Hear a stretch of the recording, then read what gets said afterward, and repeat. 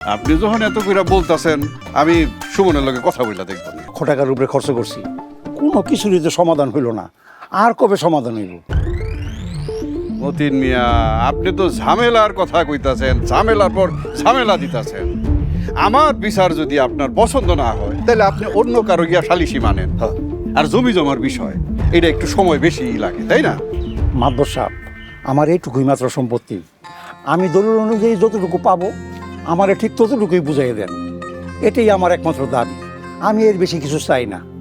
মাতবর সাহেব, আপনি যেভাবেই হোক আমার জমিটা একটু উদ্ধার করে দেন।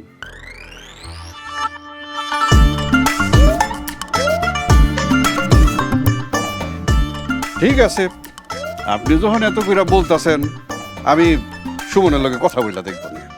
তো আপনি কোন দিকে যাবেন? ওই দিকে যাবেন না এইদিকে যাবেন? মাতবর সাহেব, আমি এদিকে যাবো। যান। আচ্ছা ঠিক আছে, আসসালামু আলাইকুম। ওয়ালাইকুম আসসালাম। মাতাব্বর সাহেব, কইছিলাম কি ওই হজে যাওয়ার আগে আপনি যে গ্রামবাসীরা খাওয়াইতে চাইছিলেন তার জন্য তো বড় গরু কেনা দরকার। ওটা তো কিনা হয়নি। ওই সুমনের খামারে মোটা তাজা বড় একটা গরু আছে। একবার সুমনের খামারের দিকে যাবেন নাকি? এই সিদ্দিক, এটা কি বললা? আমি হজে যাওয়ার উদ্দেশ্যে আমার গ্রামবাসীকে এক বেলা একটু ভালো মন্দ খাওয়াবো, তার জন্য গরু অবশ্য দরকার। কিন্তু সুমনের খামারের এটা নেওয়া কি ঠিক হবে? আচ্ছা, ঠিক করে নিব, চলো।